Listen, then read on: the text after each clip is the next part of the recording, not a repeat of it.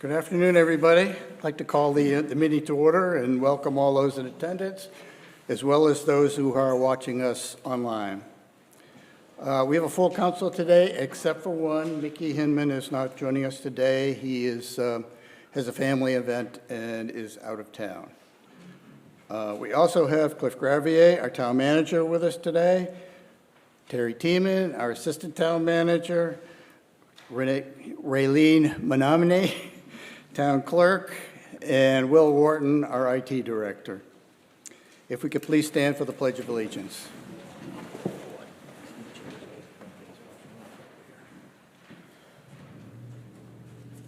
I pledge allegiance to the flag of the United States of America and to the republic for which it stands, one nation, under God, indivisible, for liberty and justice for all.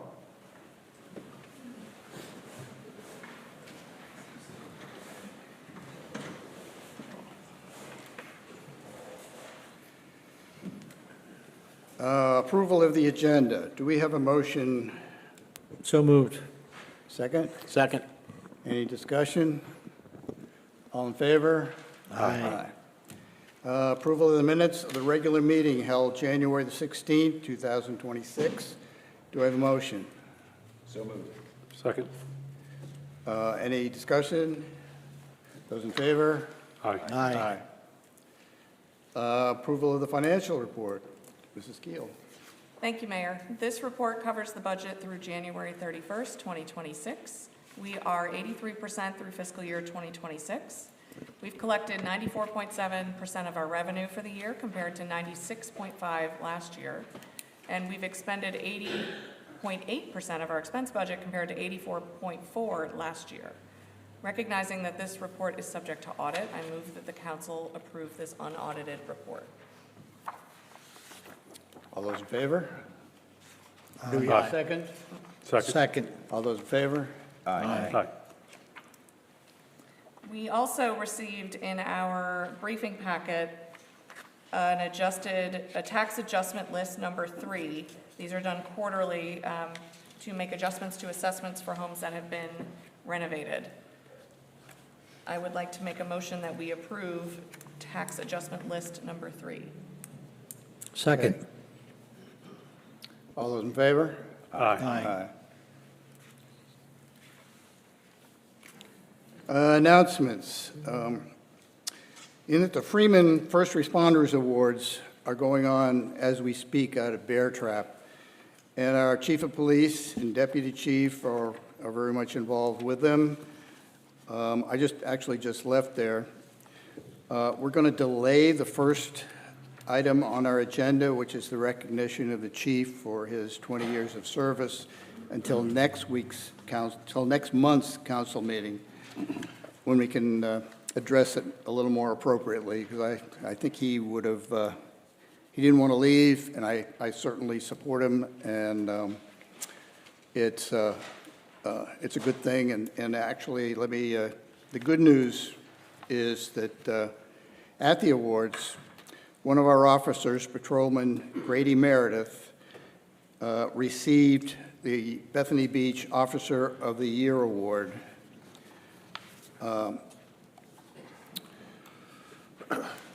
You don't often hear of the acts of courage and danger that our highly trained officers face in the normal performance of their duties. But this is truly an outstanding story. Patrolman Meredith pulled over a vehicle on Route 26 over the Memorial Day weekend 2025 for a minor infraction. Alcohol was detected, and the individual decided to flee in his vehicle at a high rate of speed. He pulled into a populated neighborhood and into a driveway as backup officer Patrolman Contorno arrived. The individual exited his car, refused orders, became aggressive, charging the officers, whereby Officer Contorno attempted to restrain the individual. No gun appeared to be present, so Officer Meredith, using sound judgment, holstered his firearm and deployed his taser to control the individual's aggressive behavior. He was the individual was quickly taken into custody. Split second decisions as trained to defuse a situation, all in a day's work. Congratulations to Officer Meredith, as well as Patrolman Contorno. So I think we should just give a hand for that one. That was quite a performance. You may also be aware that a distinguished member of our Bethany Beach community, George Bunting Jr., passed away February 12th at his home right here in town at the age of 81. George was born and raised locally, was a Bethany Beach lifeguard and a Marine who during the Vietnam conflict saw extensive combat operations and received the Purple Heart as well as the Bronze Star for Valor. After discharge, he returned to Delaware, becoming a local businessman, starting a successful business, the State Farm Agency up in Rehoboth. He was active with the Chamber of Commerce, the Fire Department, and served as a member of the Delaware General Assembly for 28, and I'll repeat that, 28 years in both the House and the Senate. Truly an outstanding member of Bethany Beach and the regional Delaware community. Thank you, George, for everything you do, everything you've done. You will definitely be missed. It has been an extremely cold winter, affecting our winter events, including the recent Fire and Ice Festival. Thank you to all those who braved the weather to prepare, to work on it, and especially Public Works and the Police Department, as well as Julie Maluski, our events coordinator, who worked closely with the Chamber. It was a tough weather weekend, if you can recall a few weekends ago. It was brutal. On Tuesday, January the 20th, Bethany hosted our U.S. Senator Lisa Blunt Rochester for a review of our beach and resiliency conditions. She was provided a tour traveling in one of our trolleys to the boardwalk and the beach, as well as the Loop Canal, to familiarize herself and staff with our replenishment and resilience needs.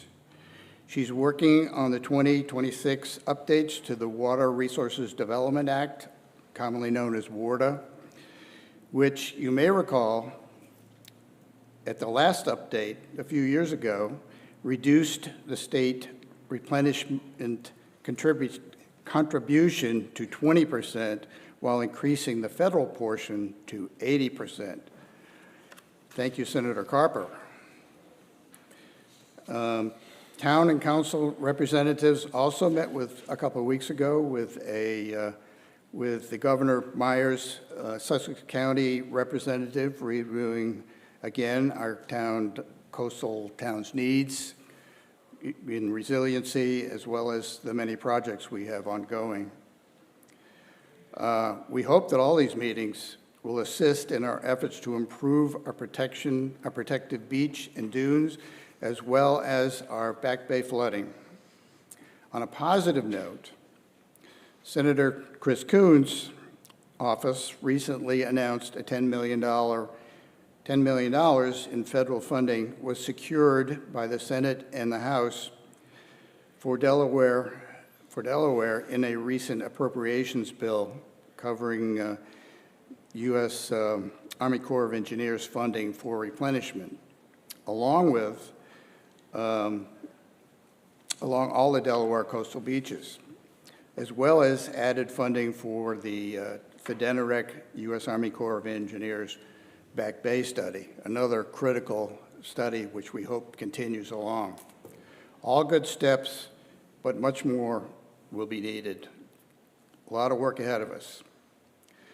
We had another positive development coming through this past month with our flood resilience flap dam project. But I'm going to leave that one to Cliff in his future report here, that he'll cover that portion. Rich, I'm going to pass it to you. Thank you, Mayor. I'm going to start with another bill introduced in Congress, which is called the Regional Ocean Partnerships Act. I don't know who creates these names, but in any case, it's Senate Bills 3791, introduced by 10 co-sponsors, bipartisan. So it was 5 Republicans and 10 Democrats. So maybe there's some hope that it'll actually get passed. This is a bill that would re-energize the regional partnerships that are designed to talk about coastal issues, coastal flooding issues, ocean issues.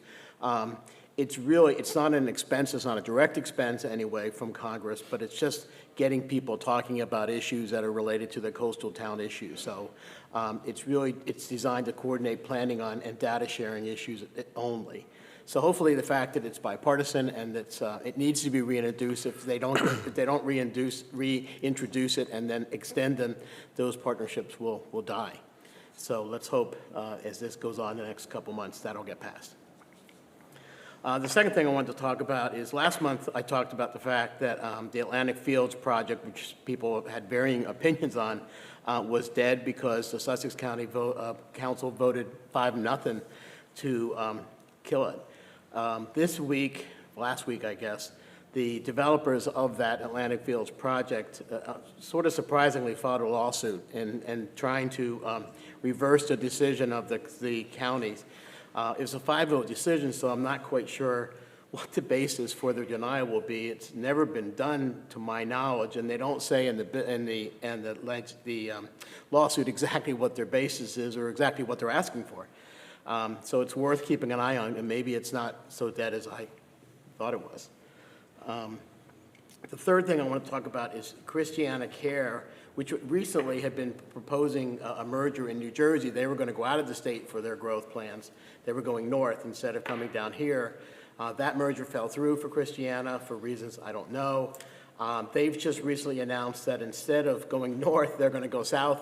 They're going to announce a new project down here in Sussex County, a $65 million health project, which would go along with some of the other projects that are being built right here in the area.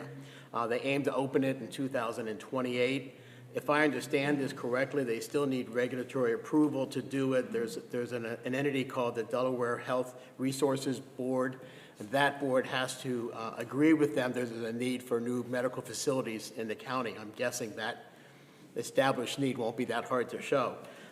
So if it is shown and they get those permits, they will be aiming to open that new facility. It's in Georgetown in 2028. The next thing I want to mention is there have been talks recently. We all know that Delaware has energy issues, doesn't have enough energy generated in the state. There have been talks going on to reopen the Indian River Power Plant that has currently been shuttered for, I guess, almost 2 years now.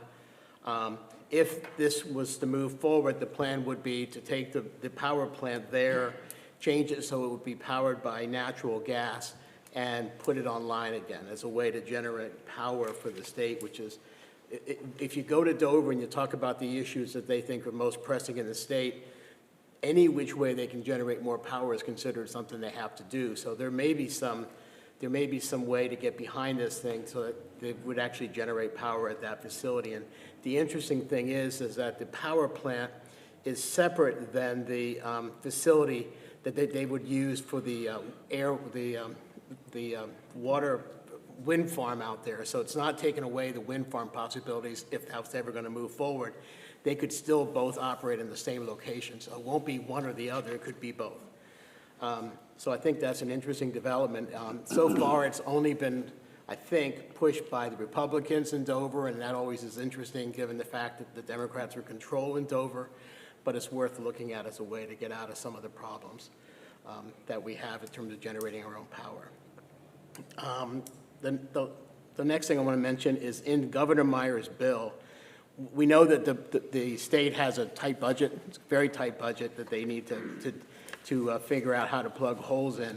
One of the things that's in there, which is very interesting, is they would attach a new surcharge for any businesses that pay franchise taxes in our state, other than corporations. There's been this controversy about corporations fleeing the state because of some court cases that have came up. That hasn't happened. But this bill this part of the budget rather, would attempt to put a surcharge on anything that's not a corporation, an LLC, a partnership, a limited partnership, anything else than a corporation, to have them pay more money to the state if we get annual franchise taxes. I looked at this, I didn't realize this, but 75% of the over $2 million entities that are corporate entities in the state are not corporations. 75% of them are limited partnerships, LLCs and so forth. So this would raise almost $100 million a year if this were to get in. So I was floored by that. So we should probably hope that it gets through and it stays in the budget as it passes. And the last thing, just because I couldn't resist it, in my reading I noticed that DoorDash did an analysis. I'm going to go with it anyway, I know. DoorDash did an analysis about Valentine's Day spending and which states were spending most monies on Valentine's for chocolate, flowers, and so forth. And they did it on a per capita basis. And for last year, Delaware was the #1 state per capita in the country. So we are the most romantic state in the country. This is probably not a surprise for anybody. I was so impressed. I'm so happy to live here. There's no word yet on whether they're going to do a similar analysis for 2026. So, but last year we were the champs. That's funny. Thanks, Rich. Do we have any public comment? Seeing none, I'm going to move on to reports. Reports of the Bicycle and Pedestrian Safety Committee. Who's handling that today? So we have two committee members today. It's Art Diver and Mark Cohen who will be giving the report.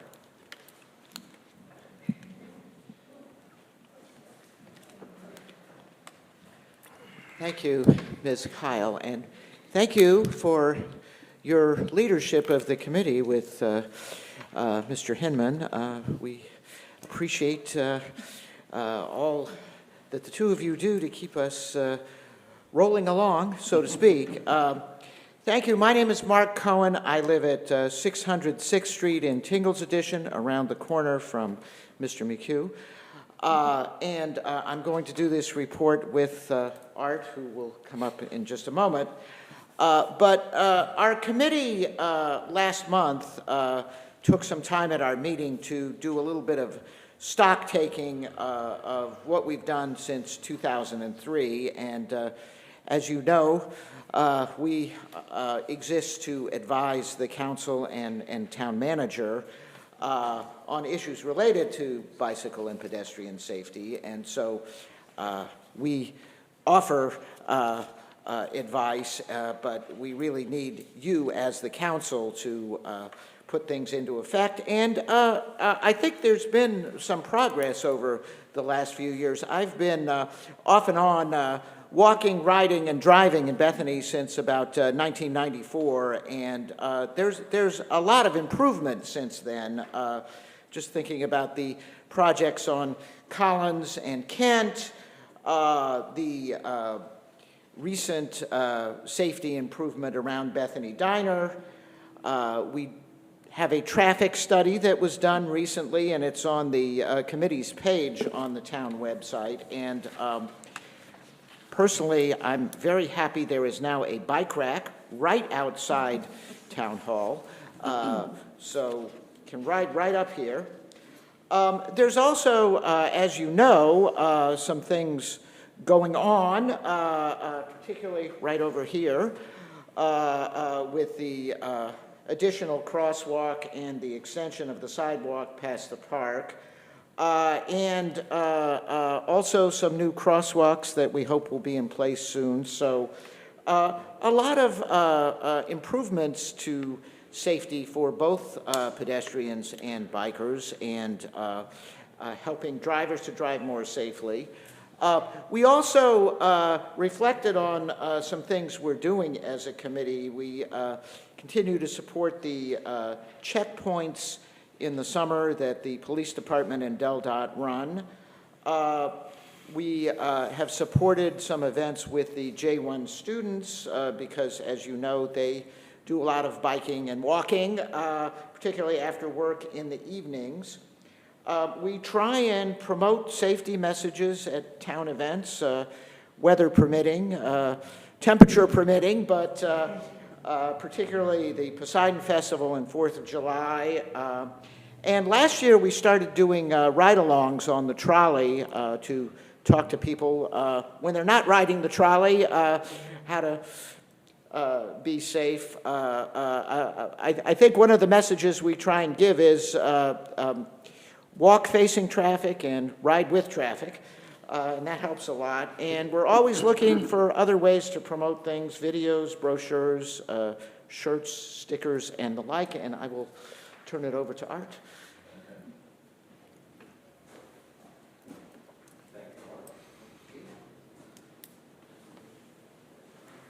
Good afternoon, everybody. Hi, I'm Art Diver. I live over here on 330 3rd Street, just a couple blocks away, and I'm certainly glad the sun's out this afternoon. It's a nice change from this morning. And as again, Mark mentioned, I'm part of the Bicycle and Pedestrian Safety Committee with Teresa, Mark Cohen, Diane Fogash is here today, and it's a wonderful group, and we welcome everybody's contributions, though, to safety and for pedestrians and bicycles in Bethany Beach. We have meetings 9 out of the 12 months a year. Most months it's on the 4th Thursday of the month. You're all invited to attend any of the meetings and participate accordingly. We've had some wonderful input from the public on any number of topics.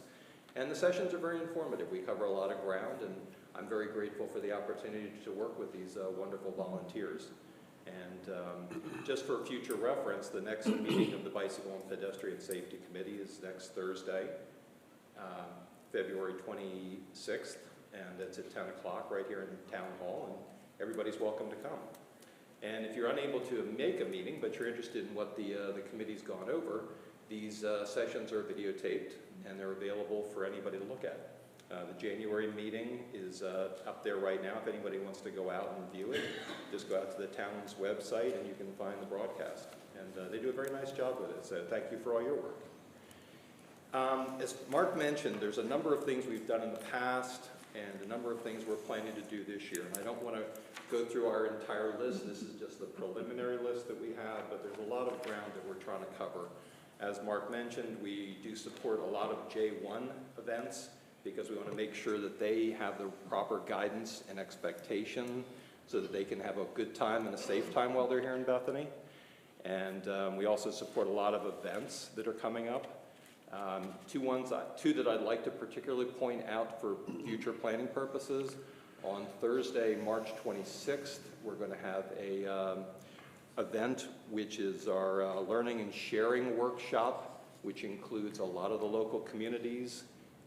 Last year we had representatives from Rehoboth, Ocean View, South Bethany, and a lot of other towns. And the session basically is we all get together and talk about what we're planning to do in the, for the coming summer season, as well as just discuss general pedestrian and bicycle safety issues. So it's a very informative event, and if anybody's interested in attending, again, it'll be at 10 o'clock on the 26th of March. Thursday. And the other event I'd just like to point out, and this is a little longer into the future, is the 22nd of October, which is a Thursday. We have an idea generation workshop that's going to take place. And that'll be right here in Town Hall at 10 o'clock. And again, this is just a wonderful forum for the public to come and bring up their thoughts in terms of what we can do to make Bethany better. Whether it's just, it's an overarching issue or a particular neighborhood issue. We're very interested in what people's thoughts are. Because again, this is a team approach. No one person is going to solve all the issues that are out there. And luckily, thanks to a wonderful town council and a wonderful town manager, this town is run exceptionally well, and I'm very grateful for that. But there's always ways we can get better. So anytime you have any thoughts, please feel free to attend our meetings. We would love to hear what your input is, and you're, again, welcome to hear what some of the other people are saying. So as a team, we can all make this even better. But some of the things we are trying to focus on here in the next few months is we want to try and enhance the town's safety situation so that people can have a wonderful time when they're on vacation or just being over here, as well as a safe time. And we're going to be focusing on trying to, make sure that people are biking and walking and running in the proper direction. We're going to try and further encourage people to wear bright clothing so that they can be seen, basically under the premise of be seen, be safe. So if, we can encourage people to wear brighter clothing, perhaps reflective clothing, especially, after dark or before dawn, that would be very helpful. We're also going to be looking in terms of trying to encourage people, again, to wear their bike helmets when they're biking. You only have one brain, and you only have one chance to protect it. So we're going to try and promote that. But there's a number of other issues that we're working on in terms of promotion. We're trying to make sure that people are effectively using their electronic bikes properly. That's a growing, population situation. More and more people are using electric bikes. It's wonderful. It's great recreation. But again, in a community like this, we have to make sure that people are adhering to the proper speed limits, the proper safety standards, so that everybody can have a good time. So those are just some of the things we're working on, but again, thank you for everybody that's come to our meetings in the past and participated, and we encourage everybody to consider coming to any meetings or providing us input on any safety issues regarding pedestrians and bicyclists that you have. So thank you very much. Thank you very much. Thank you, Art. Thank you, Mark.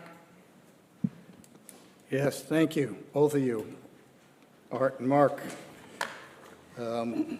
Bicycle safety, I couldn't say more. I think you guys are doing an incredible job. It amazes me in those meetings how many things you're working on, and high-profile things. I think you're trying to get the governor here now, which that would be a wonderful thing if that occurs. So, I know. We'll see. So thanks again. Next, Seaside Craft Show Committee, Mrs. Holloway.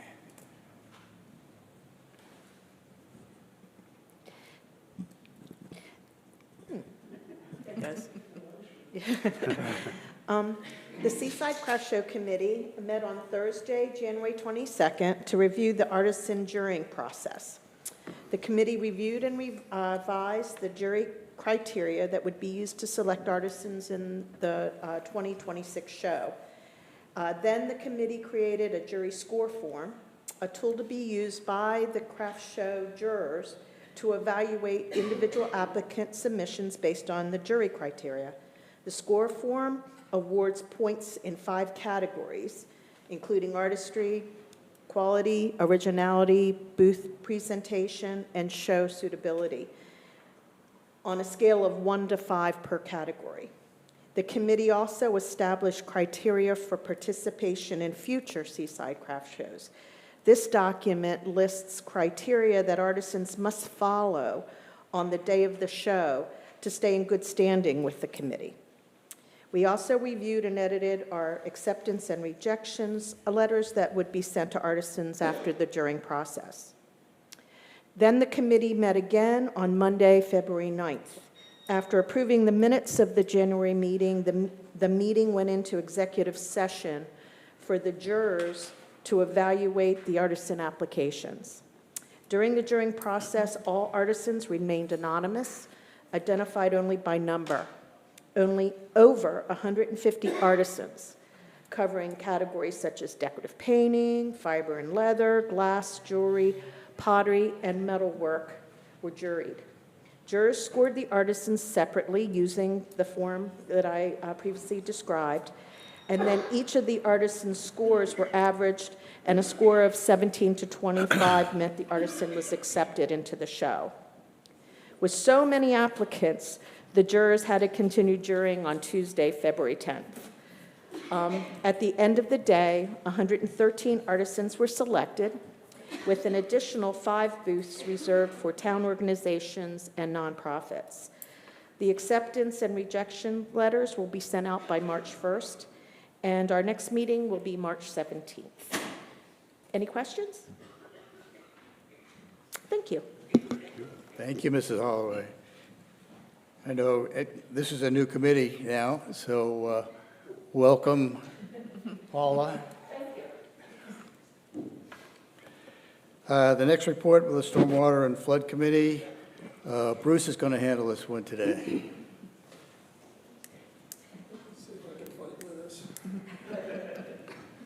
Okay. A meeting of the Stormwater and Flooding Committee was called to order at 2 p.m. on Friday, January 23rd, with all committee members present except John Russell. We had the privilege of having Christoph Tulu, the Executive Director of the Center for Inland Bays, speaking on development around the bays, its impact and possible control. It was most informative and drew numerous questions from those in attendance. Bob Collins reported on the living shoreline, constructed in Rehoboth Bay last fall, protecting Thompson Island. It is the first phase of several yet to come which limit the erosion of that preserved and historic island just west of Dewey. Chair Ron Califf reported that DENREC, which is the Department of Natural Resources and Environmental Control, cooperated in the opening of our boardwalk dune crossovers. DENREC Secretary Patterson was the featured speaker at the Sussex County Association of Towns November meeting held in Bethany. And DENREC's new Coastal and Bay Communities report requires a shoreline public access plan. We feel Bethany is in good shape for that new requirement. Our Assistant Town Manager, Terry Tiemann, discussed the status of continuing regular meetings with DENREC on the town-proposed mechanical dam project, which seems to be progressing well. In fact, the Army Corps of Engineers on February 6th provided a letter clearing any deed restriction issues. This had been a major hurdle. Permit reviews continue.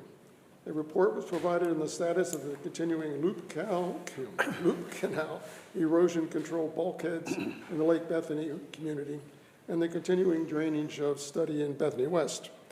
Matt Kirks updated us on a A-frame pamphlet effort to inform town residents on what they can do to help the town fight flooding. The meeting adjourned after a public discussion at 3:45. Any questions? Good, the sign got up there, okay. Thank you, Bruce. I like the pictures. And, you know, and please, if you have not gotten one or picked up one of those pamphlets on helping the town fight flooding, please do take a good look at them. There's always something we can do around our homes to help out. You know, whenever we get rain, you know, it doesn't run off quickly. So whatever individuals could do, every little bit helps. So thank you. Next report, the Cultural and Historical Affairs Committee. Mrs. Califf.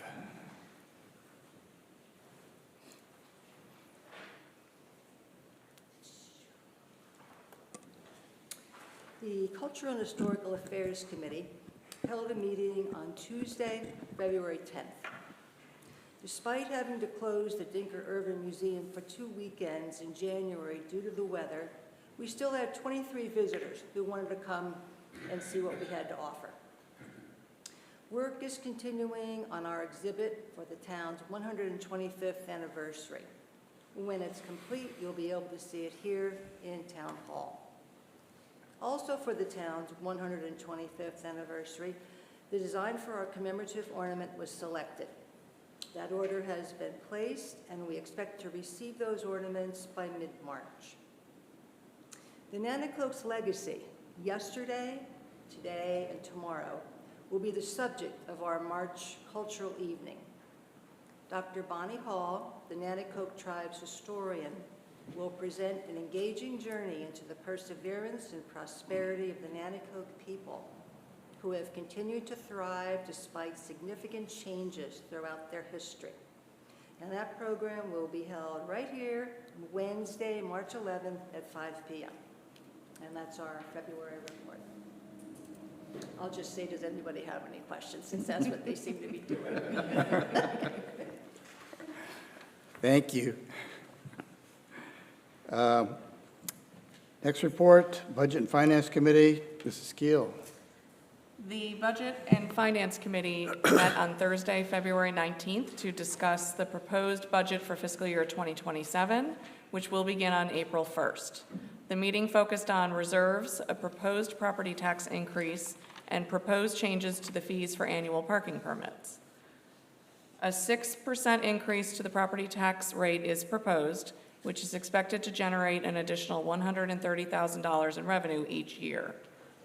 I think it's important to note that that's a scary number, 6%, but 92% of the homes in Bethany have a value of under $800,000. Those homeowners will see an annual increase of $96. Over the past 16 years, the town has increased the property tax rate by an average of 1.4% per year through small increases every few years. The new tax rate would take effect on the May 2026 annual bills. It's also important to note, especially going on what the mayor started with today on the police department, that the majority of this tax increase is going towards the funding of our police department. The town will, the committee also is discussed changes to the residential and business parking permits.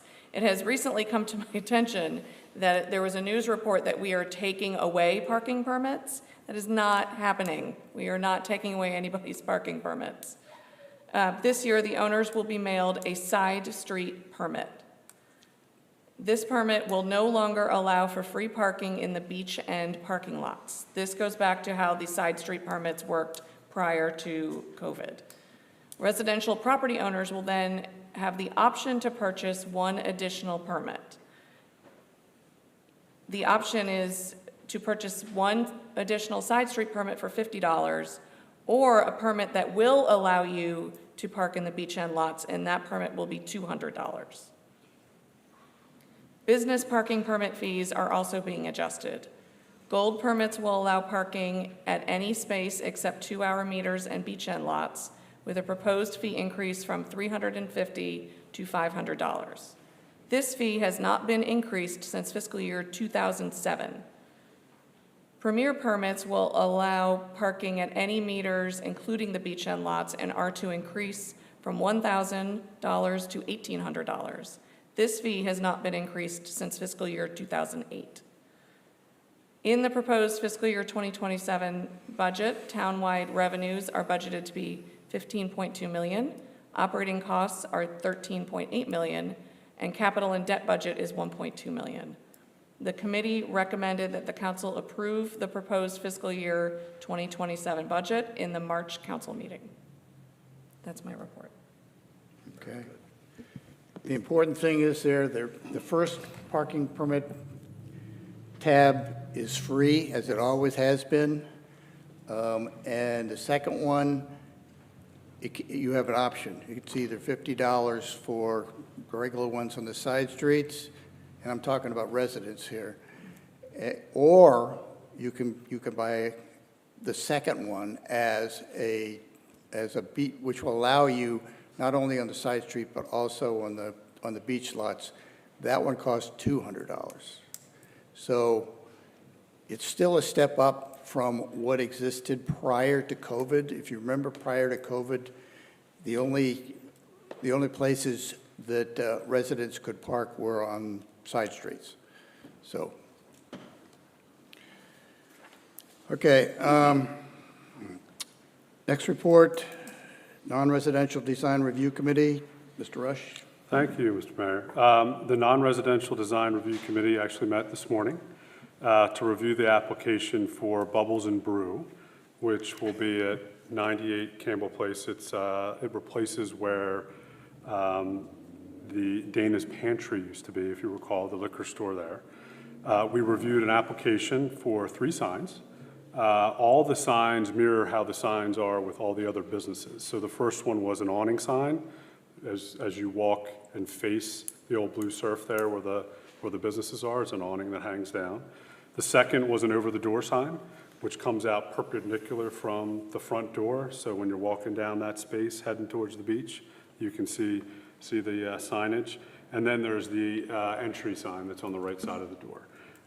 Nice looking signs. I will say they were all within code. And all the signs, like I said before, mirror how the existing businesses are. Application was approved without exception. Couple other things, there's going to be another committee meeting on March 12th, where right now there's 2 potential applications coming in. One is for the business that's going in for where the Blue Crab was. It's going to be the Claws Seafood House. And then there is a to-go taco business that is going to be down Route 26, I believe, where the old catering business was, down on the Route 26 area. So, great meeting, great signs that we looked at, and looking forward to seeing the new business. That's my report. One question. The, what was it, Bubbles and Brews? Bubbles and Brew. Bubbles and Brew, is that the same ownership as Dana's, or is that a No, totally it's different, It's a new ownership. totally new It business? is Sachin Patel is owning it. Okay, just curious. So, thank you. Sure. Next report, Town Manager, Mr. Gravier. Mayor, council, Public Works is not looking forward to potential snow on Monday. They have just recovered from the last snow. They had their hands full, as I think everyone who was in Bethany when we had the last snowfall knows that within hours of it hitting the ground, it froze almost solid. So Public Works does what it can to clean streets, then goes back and does what we'll call touch-up work, especially in parking spaces along Garfield and in downtown Bethany. But by the time they were able to get back to it, it was frozen and they weren't able to do anything with it. I think we still have a chunk of snow out here in the intersection. So, but again, we may have another snow event coming, and they've went out and took the plows that they just put away and have put them back on their trucks. So Public Works Brett was excited. Public Works does not like snow at all. Fire and ice, as you mentioned, bitterly cold. I would like to echo the praise for Public Works and the work they did. A lot of the work revolved around the fact that the ground was hard and there was so much ice in the area where people were supposed to congregate. And again, hats off to Julie Molesky for her hard work for Fire and Ice. I was able to capture a photo of the crowd at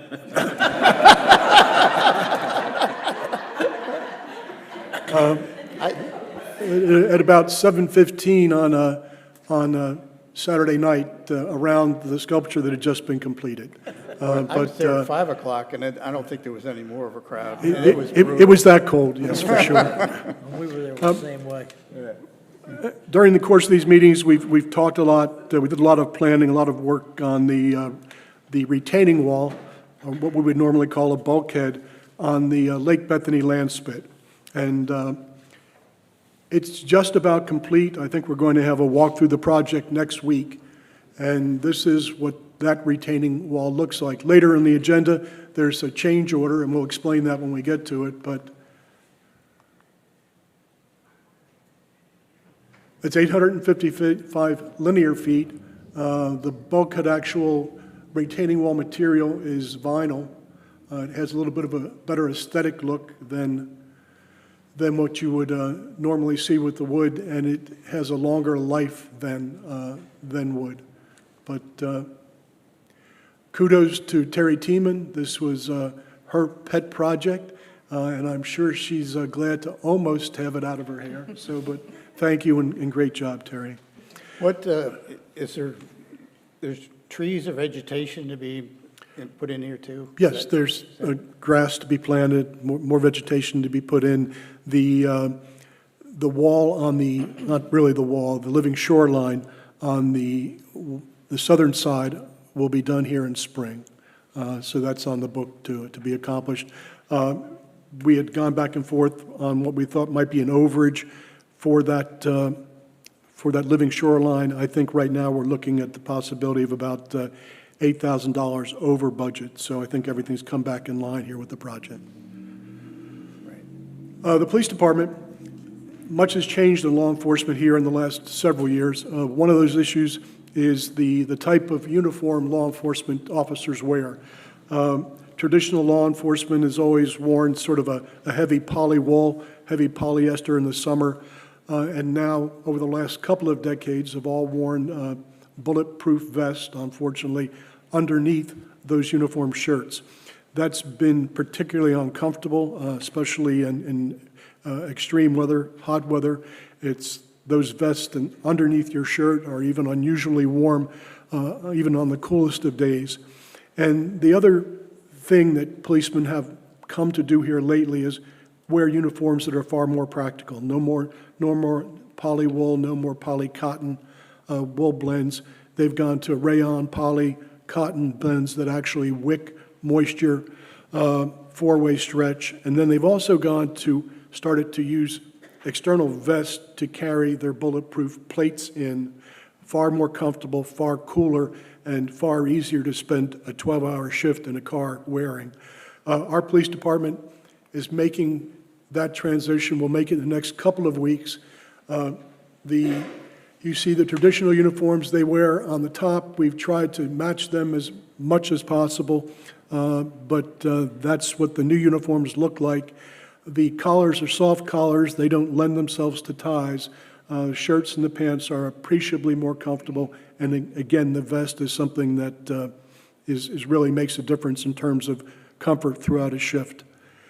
So you'll be seeing that on the street here in the next week or two. They're in.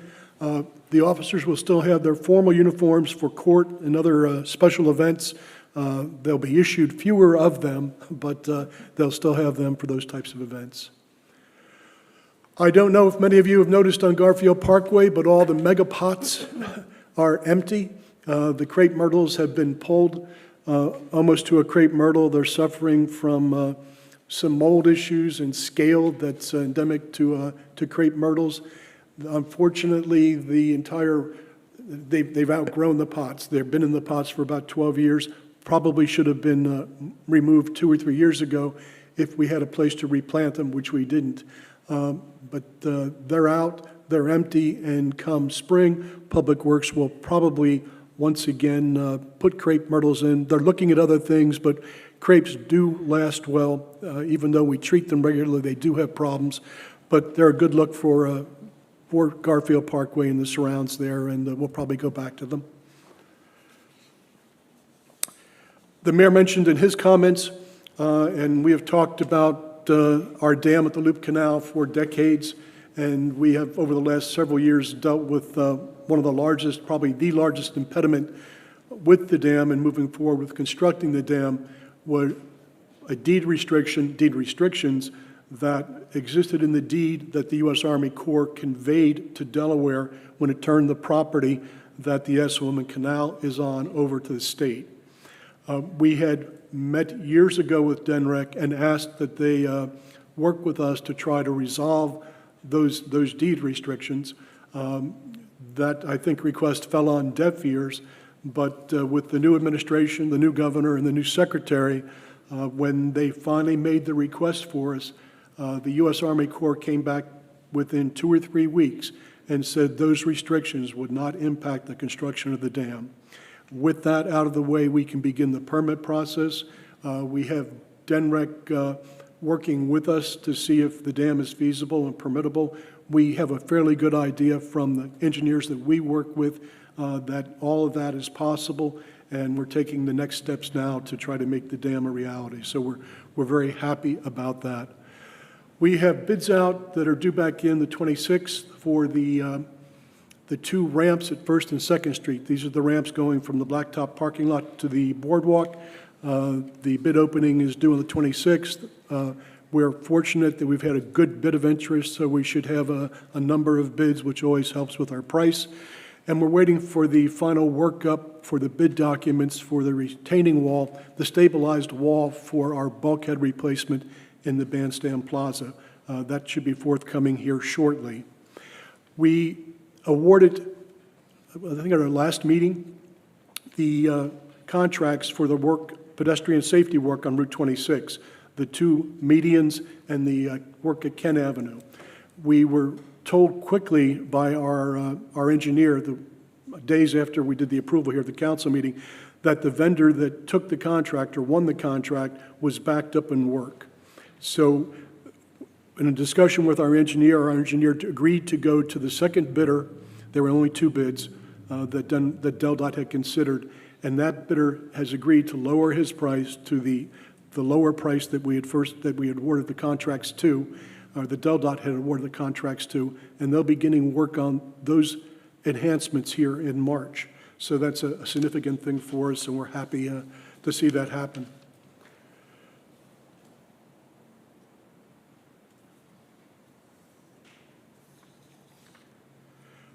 Parking has been mentioned, and later in the agenda, we'll deal with 2 ordinances, things that we have to do when we change times for residential permits and for pay-to-park issues.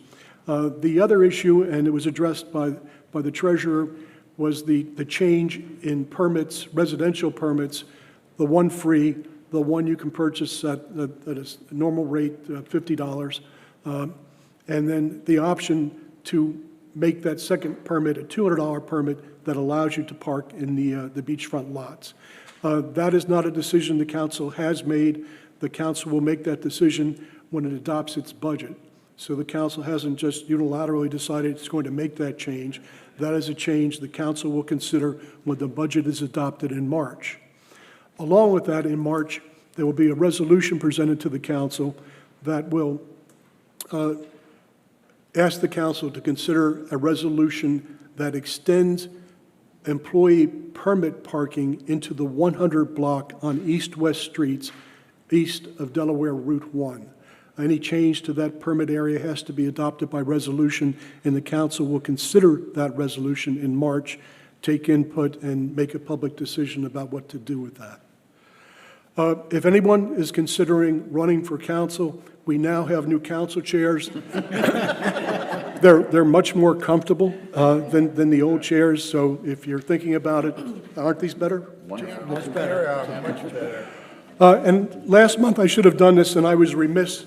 I wanted to thank Ann McKinney, Bill Bergfeld. Public Works is very, very grateful. In our last major storm, and we know when we have a mega storm with tidal flooding and a lot of wind, our streets are covered with debris. Well, they went out and cleared the area up and down the streets for hundreds of feet close to where they live, piled all the debris up for Public Works to move, and they are very appreciative. But with this pending storm, Public Works want me to... Oh, boy. This is going to be good. Who was it who helped on that? Right here. Oh.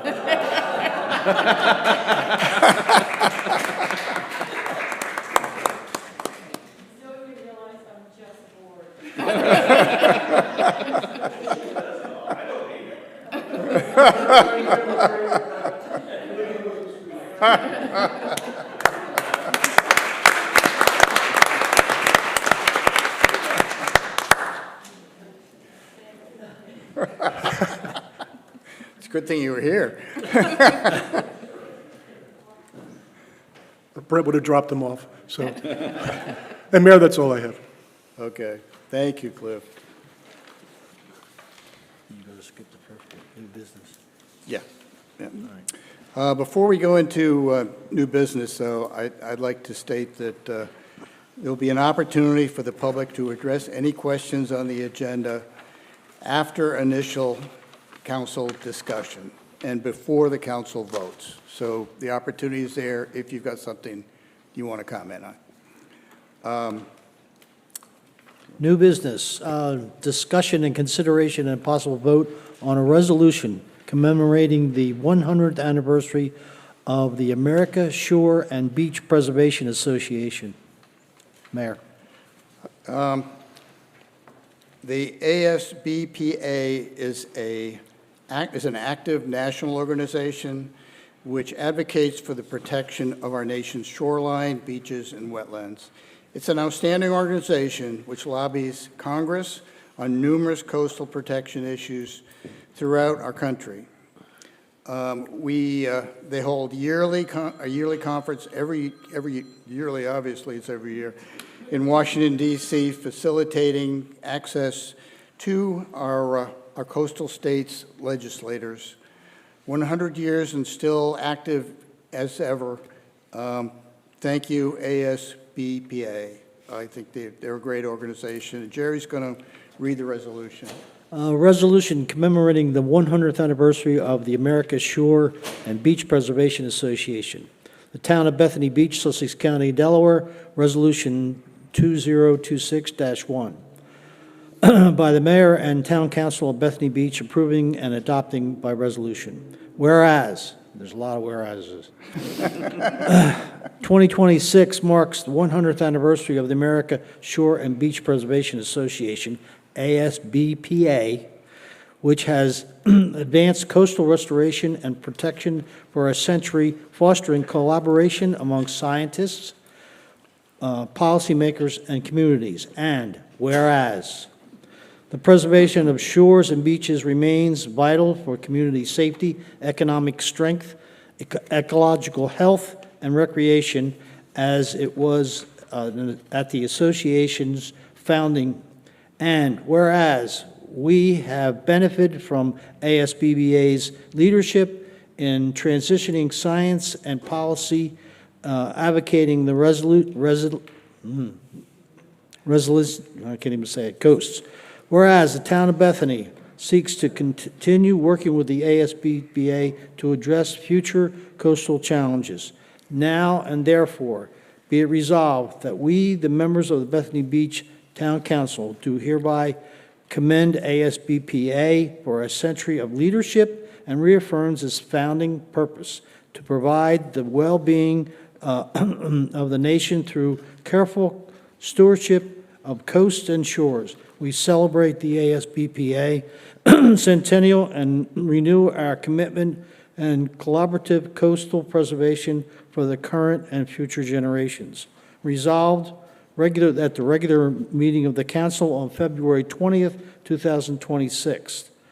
All those are in favor of that. Do we have a motion? So moved. Second.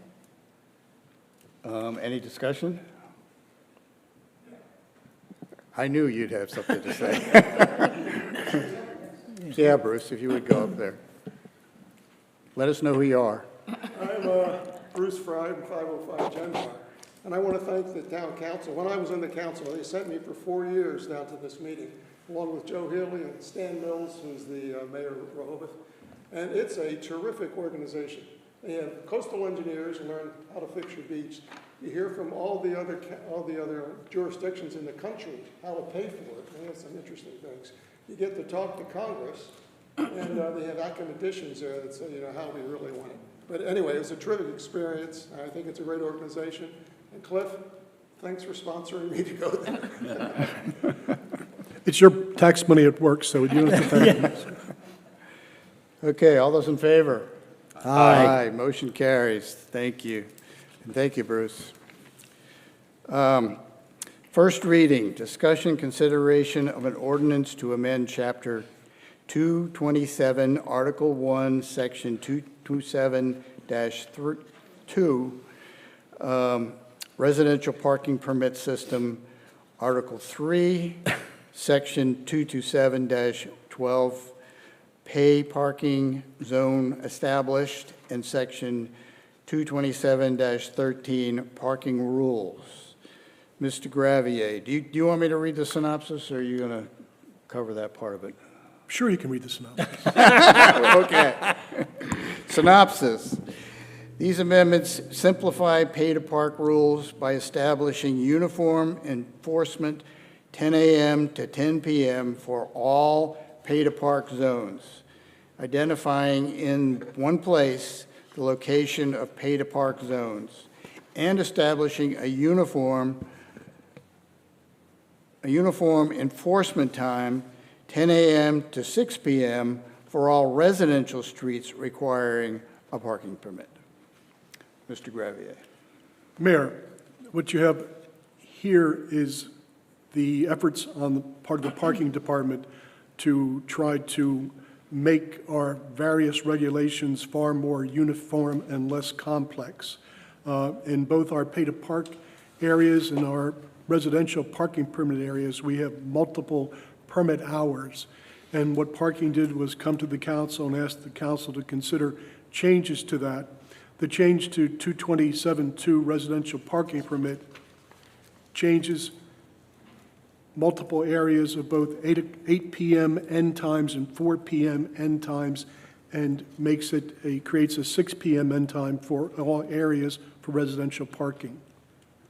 The changes to 227-12 pay-to-park zones establishes one time, and we did have a time of 8 p.m. and a time of 11 p.m. The change proposed in the ordinance changes that to 10 p.m. throughout pay-to-park areas. The other area that's discussed in here and added as part of this was language and discussion regarding pay stations on Garfield Parkway and the 2-hour parking limit, and changes were made there, suggested there also.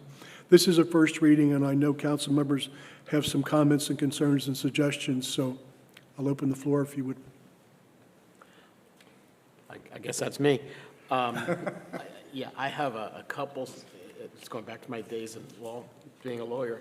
I have a couple I suggestions. think you're still a lawyer. I'm still a lawyer. Unfortunately, I can't avoid the taint. A couple comments in the section 227.2 C2, which we tried to collapse the parking limitations. We got rid of the 4 o'clock time frame.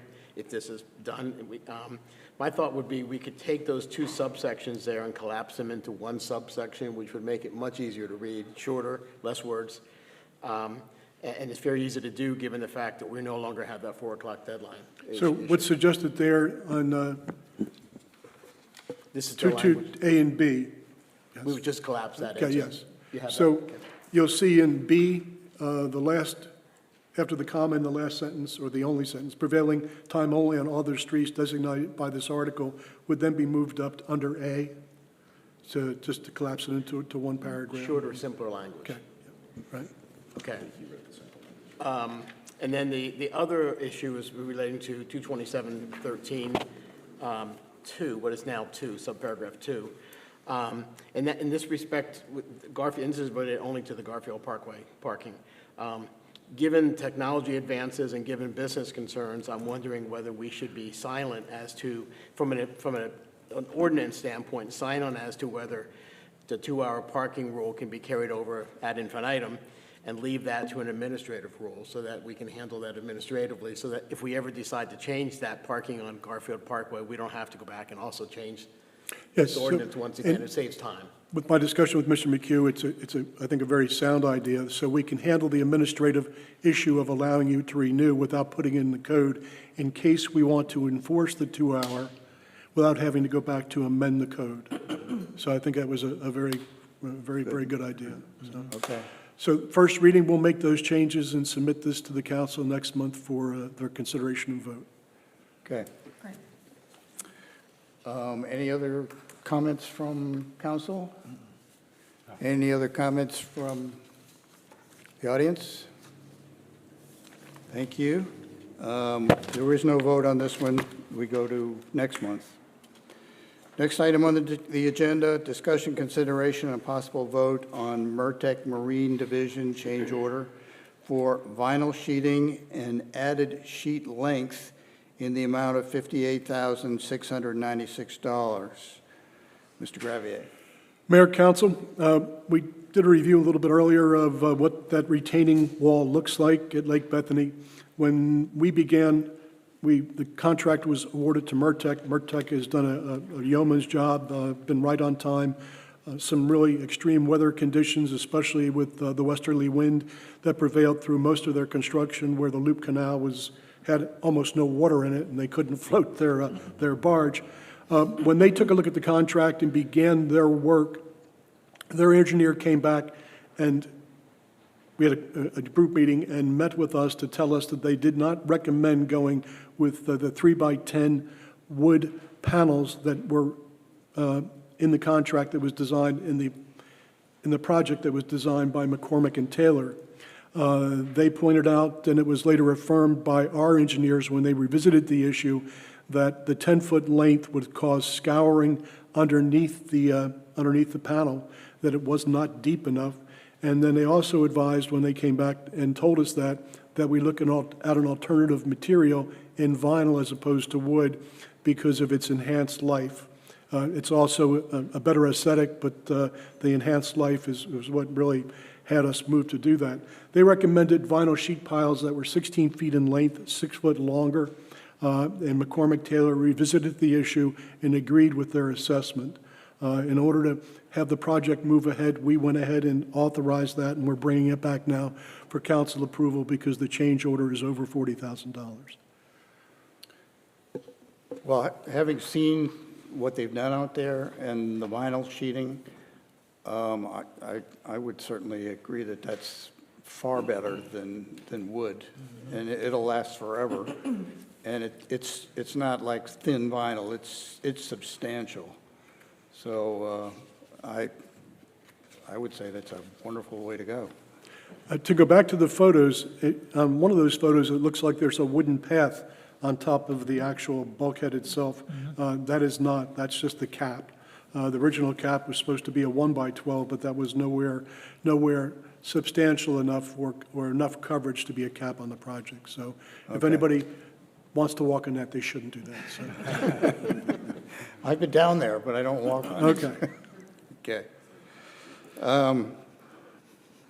Okay, do I have a motion? So moved. Second. Okay, discussion? Any thoughts? Anybody from the audience? I hope you've seen it. Actually, I've been down there, and I've talked to a couple of the residents down there, and they're very pleased with what's been going on, and it's they've been impressed by Mertec's work ethic, being out there in all this, cold weather and snow and everything else, but it's gone quite well. Okay, those in favor? Aye. Aye. Motion carries.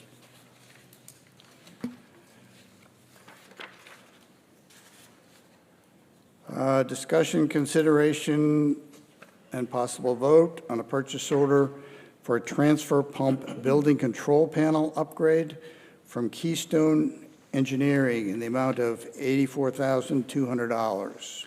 Mr. Gravier. Mayor, council, this has been planned for some time. Some of this upgrade has already been done. The money for this exists in this year's budget. This is an equipment and software upgrade for the software that supports our water plant.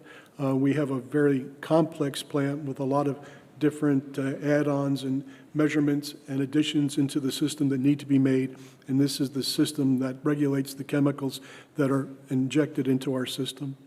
So this is the final piece of what was budgeted for this early last year. Okay, do we have a motion? So moved. Second. Second? Somebody give a second? I did. Oh, okay, I'm sorry. Discussion? Any thoughts, discussion? Anybody in the audience? Just out of curiosity, why is it sole source? Is it the only company that can do this? Yes. Okay, I figured that was, but I couldn't tell. And more importantly, from the water department's perspective, this is the company that's designed and installed the system initially and is updated through the course of time. Okay. Okay. Those in favor? Aye. Motion carries. Discussion, consideration, possible vote on a 2026 Ford F-350 one-ton pickup truck for Public Works in the amount of $78,249. Mr. Gravier. Mayor, this is a purchase that's been allocated in our coming year's budget. There's a 6-month order time. Public Works would like to move ahead with the authorization now with the idea that the payment will occur in our coming '27 budget. This is a sole source, not necessarily sole source. This comes off the Delaware State contract where the state has gone to the time, effort, and energy to collect bids and award contracts to low bidders. So this is the low bid from their contract for a '26 Ford F-350 one-ton pickup truck. Okay, do I have a motion? So moved. Second. Discussion? Mr. Gabi, I had one question. When I looked over the proposal, I saw a line item in there for a plow that was in addition to this amount. Do you know if they're intending to purchase the plow, or are they only intending to purchase the truck? Or did I misread the proposal? I'm not clear on that. I'd have to check that for you. Okay. Okay, any other discussion? Anybody in the audience?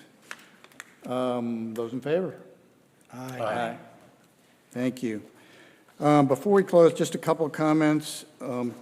Be aware, this weekend, tomorrow, in fact, I don't know whether you've been out along 26, but the service for George Bunting is happening tomorrow morning, and there's going to be some major closures of 26, so just be aware of that. Also, spring is coming, thank goodness. Theoretically. Winter is almost past us. If you look closely, the tulips are starting to emerge. Are they? Yeah. Yes, they are. So there is a good sign out there. I want to thank everybody for coming today, and also those who listened online. Thank you very much. Do we have a motion to adjourn? Mayor, if I might, to answer Mr. Tanowitz's question, the plow is Oh, included. sure. The plow is included and the install is included in the purchase, this purchase price. So, okay, so I read the Yes. proposal incorrectly. Thank you. So the plow is included? Yes. Okay, Supply and install. okay. Do I have a motion to adjourn? So moved.